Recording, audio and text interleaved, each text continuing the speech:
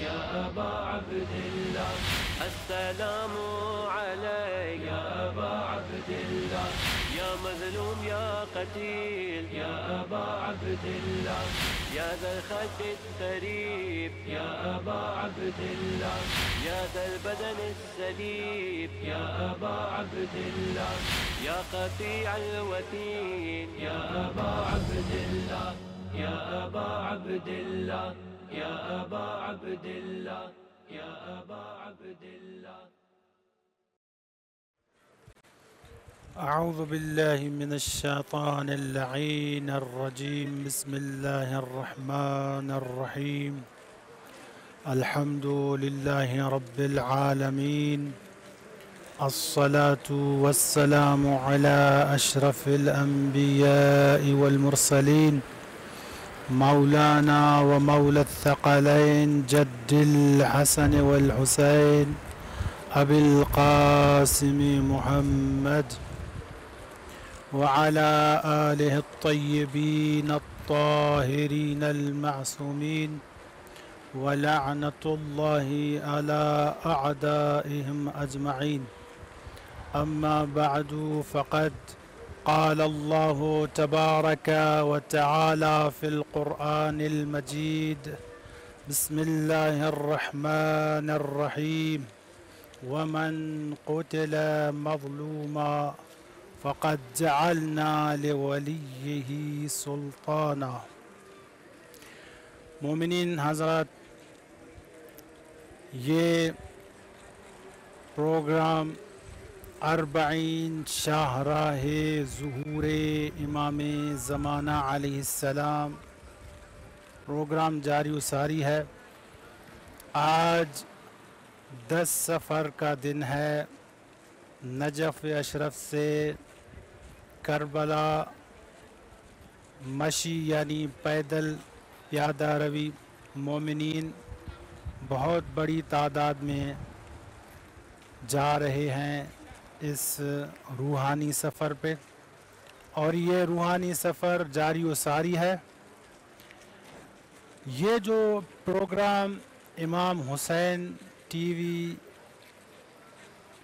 کی طرف سے منعقد کیا گیا ہے، اس کا مقصد یہ ہے کہ یہ جو زیارت ہے، یہ جو 40 کی مشی ہے، یہ جتنے بھی مؤمنین اور مؤمنات پیدل سفر کر رہے ہیں، اس سفر کی معنویت کو لوگوں کے اذہان تک پہنچانے کے لیے یہ امام حسین ٹی وی کی طرف سے پروگرام منعقد کیا گیا ہے، تاکہ مومنین آگاہ ہوں کہ یہ سفر کوئی معمولی سفر نہیں ہے۔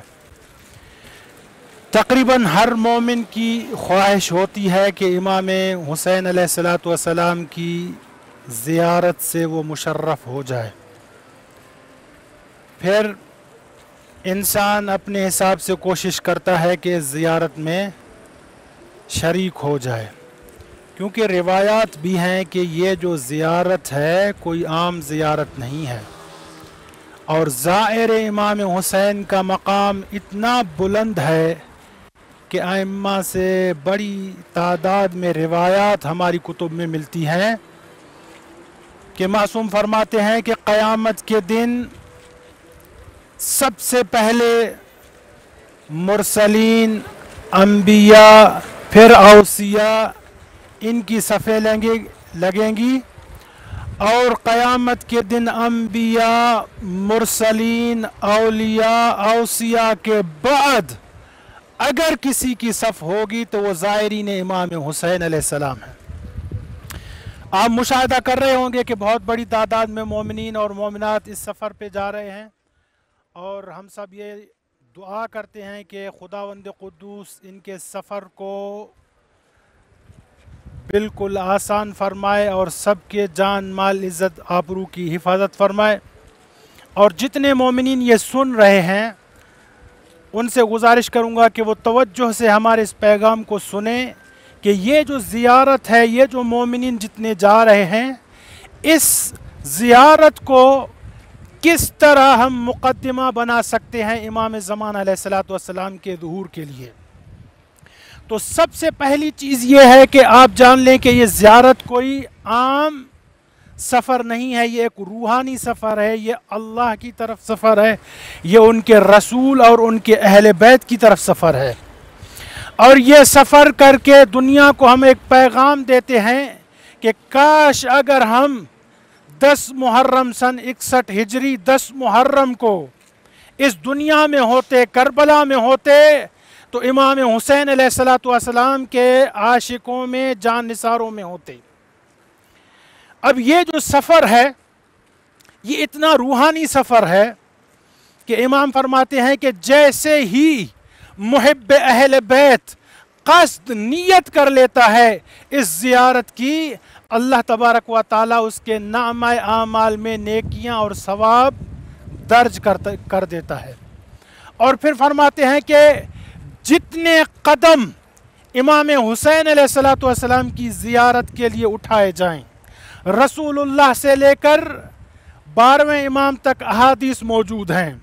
रसूलुल्लाह फरमाते हैं कि अगर मेरे बेटे हुसैन की ज़ियारत के लिए कोई मोमिन या मोमिना निकले, उसका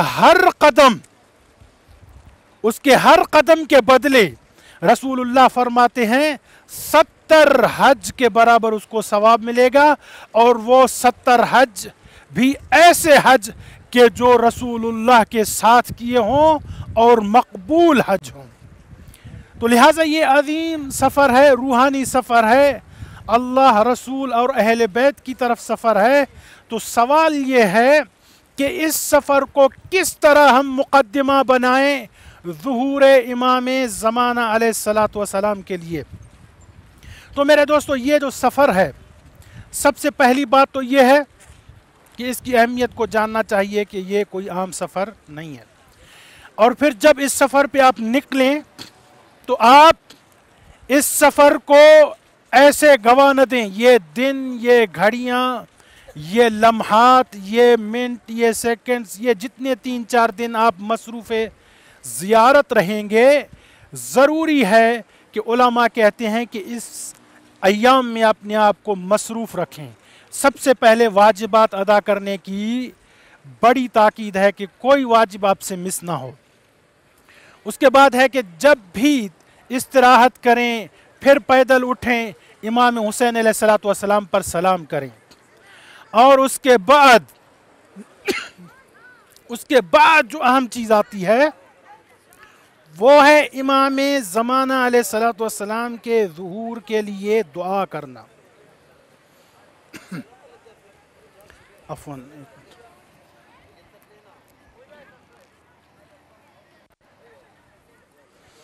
तो मैं अर्ज़ कर रहा था कि ये जो सफ़र है, रूहानी सफ़र है, इसको मुकद्दमा बनाएं ज़ुहूर इमाम ज़मान अलैहिस्सलाम के लिए। तो उसके लिए सबसे पहला कदम हमने कहा कि अपने वाजिबात को सही से अंजाम दे।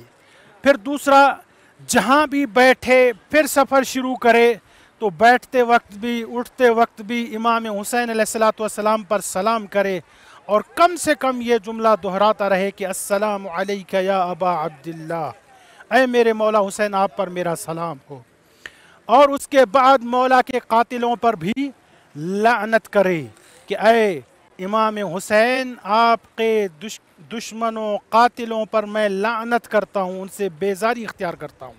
क्योंकि ये सफ़र एक तो इस चीज़ की गवाही देता है कि अगर मैं होता तो इमाम हुसैन अलैहिस्सलातु वस्सलाम के साथ होता, और दूसरा ये सफ़र इस तरफ भी इशारा है कि अगरचे मैं इस जालिम ज़माने में आया हूँ, यजीदी दौर में आया हूँ, लेकिन इमाम हुसैन की मोहब्बत में, उनकी ज़ियारत की मोहब्बत में ये सफ़र करके दुनिया को दिखाना चाहता हूँ कि मैं मौला हुसैन के साथ खड़ा हूँ, उनकी औलाद के साथ खड़ा हूँ, मैं अहले बैत के साथ खड़ा हूँ, उनके दुश्मनों के साथ मेरा कोई ताल्लुक़ नहीं है। और चौथा काम ये करे कि इमाम ज़माना अलैहिस्सलातु वस्सलाम को दुआओं में भी याद रखे, उनके ज़ुहूर के लिए दुआ करे। इमाम ज़माना अलैहिस्सलातु वस्सलाम से ख़ुद ये जुमले मिलते हैं कि ऐ शियो, ऐ मोमिनो, कसरत से मेरे लिए मेरे लिए दुआ करो कि मेरा ज़ुहूर जल्द हो जाए ताकि मैं अपने जद के कातिलों से बदला ले सकूं। सूरह इसरा या सूरह बनी इसराइल की जो आयत मैंने तिलावत की है और आपने उसको सुना कि खुदावंद कुद्दूस का इरशाद होता है कि मन व मन कोतेला मजलूमा, कि जो मजलूमाना हालत में शहीद किया जाए, जिसको जुल्म के साथ कत्ल किया जाए, फ़क़द जअलना लिवलिय्यि सुल्ताना, हमने उसके वली को, हमने उसके वारिस को इजाज़त दे रखी है कि उसका बदला ले। तो ये जो मशी में आप निकले हैं, पैदल रवी में आप निकले हैं, जितने मोमिनीन मोमिनात सफ़र कर रहे हैं, इमाम ज़माना फरमा रहे हैं कि मेरे ज़ुहूर के लिए दुआ करो ताकि मैं अपने जद इमाम हुसैन के कातिलों से बदला ले सकूं। तो मेरे दोस्तों, ये ज़ियारत, इसको मुक़द्दिमा बनाएं ज़ुहूर इमाम ज़माना अलैहिस्सलाम के लिए। और मैंने अर्ज़ किया कि ये जो अय्याम हैं, ये जो दिन हैं, इनको गफलत में न गुजारें। यकीनन आप बेदार हैं, हर मोमिन बेदार है। उसका घर से निकलना, इस मशी में निकलना, पैदा रवी में दाखिल होना और ये कदम उठाना इमाम हुसैन की तरफ से, ये दलील है कि वो आगाह है। लेकिन फिर से उलमा की जिम्मेदारी है कि तलबा की जिम्मेदारी है कि उनको तंबीह करें कि इस सफ़र को किस तरह मुक़द्दिमा बना सकते हैं इमाम ज़माना अलैहिस्सलाम के ज़ुहूर के लिए। तो सबसे पहली चीज़ यह है कि अपनी दुआओं में इमाम ज़माना अलैहिस्सलाम को याद रखें। और जिस तरह मैंने अर्ज़ किया कि जैसे ही इस्तिराहत के लिए बैठें, फिर सफ़र करें, तो इमाम हुसैन अलैहिस्सलाम और उनके साथियों पर सलाम करें और उनके दुश्मनों पर लानत करें। इसी तरह इमाम ज़माना अलैहिस्सलाम के ज़ुहूर के लिए दुआ भी करें और बार बार इमाम पर सलाम भी पढ़ें, क्योंकि उलमा कहते हैं कि इस रूहानी सफ़र में इमाम ज़माना की आपको मुलाकात हो सकती है। एक बुज़ुर्ग ने जुमला इरशाद फरमाया कि अगर आप चाहते हैं कि इमाम ज़माना अलैहिस्सलाम से मुलाकात करें, तो जितनी ज़ियारत हैं, जितने मकामात मुक़द्दसा हैं, कोशिश करें कि उन मकामात मुक़द्दसा के नीचे जाएं, वहाँ दुआ करें, वहाँ इबादत करें, वहाँ ज़ियारत पढ़ें, अल्लाह से दुआ करें, अहले बैत से तवस्सुल करें, तो मुमकिन है कि आपको इमाम ज़माना अलैहिस्सलाम की ज़ियारत नसीब हो जाए। लिहाजा इमाम के लिए दुआ भी करें और इमाम पर बार बार सलाम भी पढ़ते रहें। पहला नुक्ता तो इमाम ज़माना अलैहिस्सलाम के हवाले से यही है। दूसरा कि ये जो जुलूस है, ये जो प्यादा रवी है, ये जो मशी है, इसको किस तरह हम कह सकते हैं कि ये इमाम ज़माना के ज़ुहूर के लिए मुक़द्दिमा बन सकता है ये सफ़र। तो मेरे दोस्तों, अगर मैं मुख्तसर सी मिसाल देकर आपको समझाऊं ताकि बच्चे जवान सब आसानी से समझ जाएं। जब कोई तहरीक चलती है तो हर तहरीक के लिए, हर तंजीम के लिए ज़रूरी है कि उसके लिए पैसा भी हो, उस तंजीम को चलाने के लिए अफराद भी हों, उस तंजीम को चलाने के लिए जगह, मकाम, घर भी हों।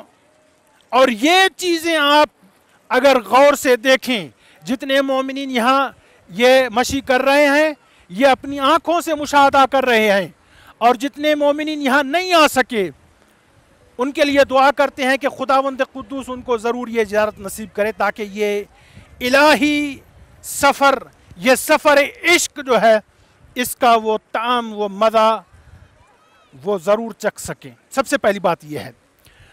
दूसरी बात यह है कि इस सफ़र में जब आएंगे आप, तो इन चीज़ों को आप मुलाहजा करेंगे। اپنی آنکھوں سے ملاحظہ کریں گے کہ ہر تنظیم کو جتنی چیزوں کی ضرورت ہوتی ہے وہ ساری چیزیں اس سفر میں آپ کو نظر آئیں گی. افراد بھی نظر آئیں گے اور کھانے پینے کی چیزیں، پیسہ، دولت، جتنی چیزیں آپ کو چاہیے کسی تنظیم کو چلانے کے لیے وہ یہاں پر آپ کو بہت بڑی تعداد میں نظر آئیں گی. اور افراد تو اس طرح کے ہیں کہ وہ اپنے آپ کو مولا، تو کیا یہ مولا کے زواروں کی قدموں کی خاک کو بھی اپنے لیے بابرکت سمجھتے ہیں. تو یہ سارے اہتمام مقدمہ ہیں امام زمانہ علیہ السلام کے ظہور کے لیے.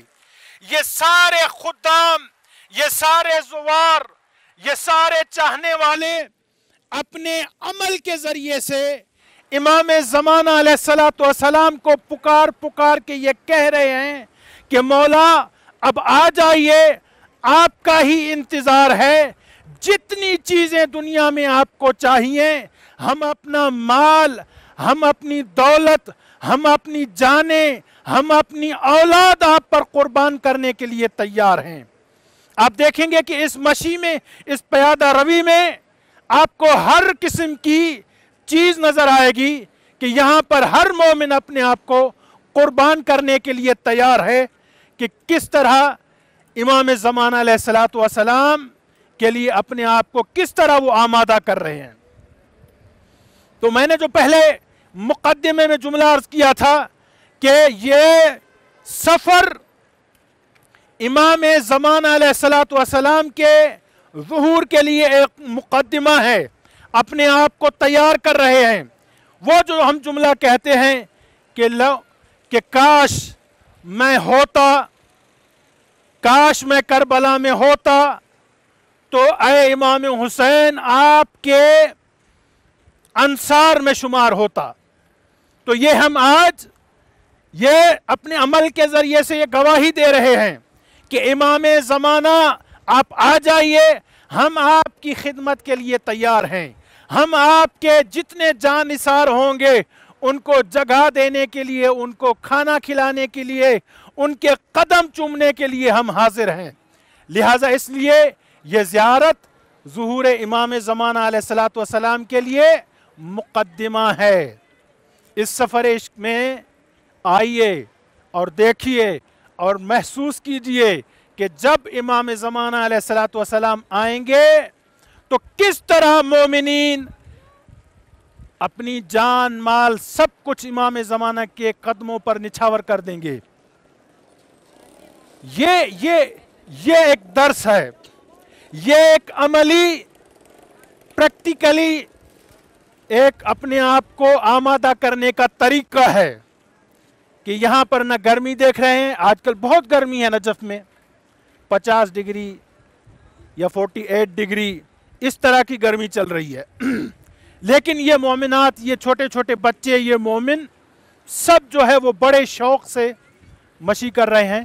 اس لیے میں عرض کر رہا ہوں کہ جتنے مومنین زیارت پہ آ چکے ہیں یا آئیں گے آئندہ دنوں میں، آئندہ سالوں میں، ان کے لیے ضروری ہے کہ وہ متوجہ ہوں اور اس پروگرام کو دیکھیں، اس پیغام کو سمجھیں اور اپنے احباب تک اس کو پہنچائیں کہ جب آپ مشی پہ جا رہے ہیں تو آپ کو کن چیزوں کو ملحوظ خاطر رکھنا چاہیے کہ اس طرح نہ ہو جائے کہ آپ کی یہ مشی اس طرح جو ہے وہ باتیں، دنیا کی باتیں کرنے میں گزر جائے، یہ ایام ایسے آپ کے ایسے ہی نکل جائیں. نہیں میرے دوستو، ان ایام کو معرفت امام زمانہ کے لیے وقف کریں اور ظہور امام زمانہ علیہ السلام کے لیے مقدمہ فراہم کریں. ان دنوں میں اپنے آپ کو عبادت کے حوالے سے، اپنے آپ کو جانی حوالے سے، اپنے آپ کو مالی حوالے سے، ہر حوالے سے تیار رکھیں کہ جب امام زمانہ آئیں گے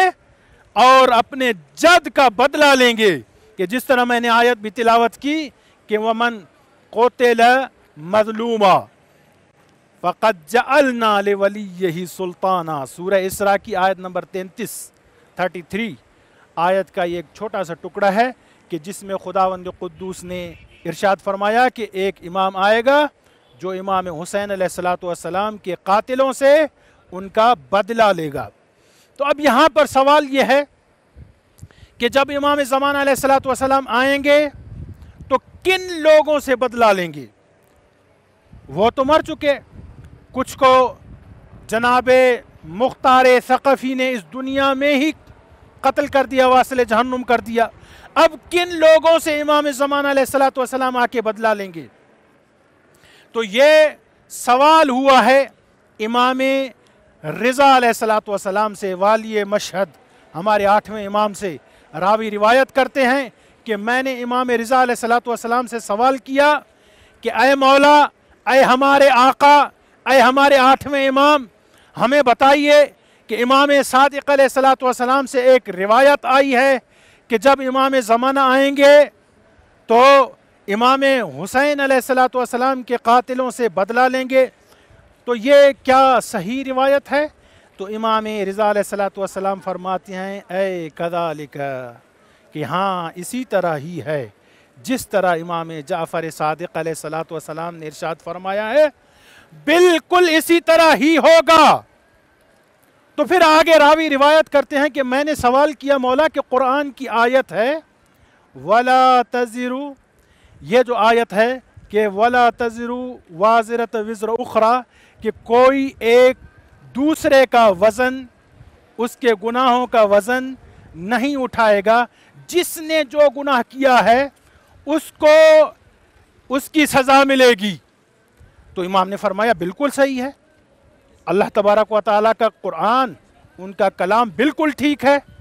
تو مولا یہ فرمائیے کہ یہ کیسے آپ فرما رہے ہیں کہ جب آئیں گے تو بدلہ لیں گے، جبکہ کچھ کو حضرت مختار ثقفی نے واصل جہنم کر دیا دنیا میں، تو کس سے بدلہ لیں گے؟ کچھ کو واصل جہنم مختار نے کیا، کچھ کو زمانے نے ختم کر دیا، ان کا نام لینے والا کوئی نہیں ہے، مولا کس سے بدلہ لیں گے؟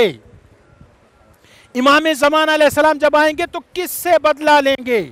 اب امام رضا علیہ الصلوۃ والسلام فرماتے ہیں کہ اللہ تبارک و تعالیٰ کا قول بھی صحیح ہے کہ ایک دوسرے کے گناہ کا ذمہ دار نہیں ہے، اور وہ جو روایت ہے امام صادق علیہ الصلوۃ والسلام کی وہ بھی ٹھیک ہے۔ اس نے کہا مولا یہ کیسے ہو سکتا ہے؟ مولا نے کہا کہ یہ اس طرح ہے کہ جن لوگوں نے امام حسین علیہ الصلوۃ والسلام کو شہید کیا ان کی اولادوں نے فخر کیا، مباحہ، اور اپنے اندر ایک خوشی محسوس کی اور خوش ہوئے، لوگوں کو بتایا کہ ہم وہ ہیں کہ جن کے آباء و اجداد نے امام حسین کو قتل کیا تھا۔ اب امام رضا علیہ الصلوۃ والسلام کی ایک روایت ہے، میں چاہتا ہوں کہ اس روایت کے الفاظ آپ کے سامنے تلاوت کروں تاکہ ایک مولا کی روایت آپ تک پہنچ جائے۔ امام سے سوال کیا، جیسے میں نے عرض کیا کہ کسی نے سوال کیا امام رضا علیہ الصلوۃ والسلام سے کہ امام صادق علیہ السلام نے اس طرح فرمایا ہے، مولا نے کہا اسی طرح فرمایا۔ پھر سوال ہوا کہ یہ جو آیت آئی ہے وَلَا تَزِرُ وَازِرَةٌ وِزْرَ أُخْرَى، مولا نے کہا یہ بھی ٹھیک ہے۔ تو پھر راوی نے کہا کہ مولا پھر کس سے مولا بدلہ لیں گے؟ امام زمانہ علیہ الصلوۃ والسلام کس سے بدلہ لیں گے؟ تو امام رضا علیہ الصلوۃ والسلام فرماتے ہیں ذراری قتلت الحسین، امام حسین علیہ الصلوۃ والسلام کے قاتلوں کی اولادوں سے، ان کی جتنی ذریت گزری ہوگی دنیا میں ان سے بدلہ لیں گے۔ مولا کیوں؟ امام فرماتے ہیں کہ یرضون افعال آبائہم، کہ یہ لوگ اپنے آباء و اجداد کے اس قبیح فعل پر، قتل امام حسین پر راضی رہے، اس لیے حق یہ ہے کہ ان کو بھی ان کے آباء و اجداد کے ساتھ واصل جہنم کیا جائے۔ وَيَفْتَخِرُونَ بِهَا، پھر مولا فرماتے ہیں من رضی شیئا کان کمن اطاہ، امام رضا علیہ الصلوۃ والسلام فرماتے ہیں کہ جو جس کام میں راضی ہو وہ اس میں شامل ہوتا ہے، لہٰذا امام زمان علیہ الصلوۃ والسلام آئیں گے اور اپنے جد کا بدلہ لیں گے۔ ہم دعا کرتے ہیں کہ ہمیں خداوند قدوس امام کے انصار میں شمار فرمائے اور اس زیارت میں بھی ہمیں شریک ہونے کی توفیق نصیب فرمائے۔ اللهم صل على محمد وآل محمد وعجل فرجهم والعن عدوهم. يا أبا عبد الله السلام عليك يا أبا عبد الله، يا مظلوم يا قتيل يا أبا عبد الله، يا ذا الخلق القريب يا أبا عبد الله، يا ذا البدن السليم يا أبا عبد الله، يا قطيع الوتين يا أبا عبد الله، يا أبا عبد الله، يا أبا عبد الله، يا أبا عبد الله.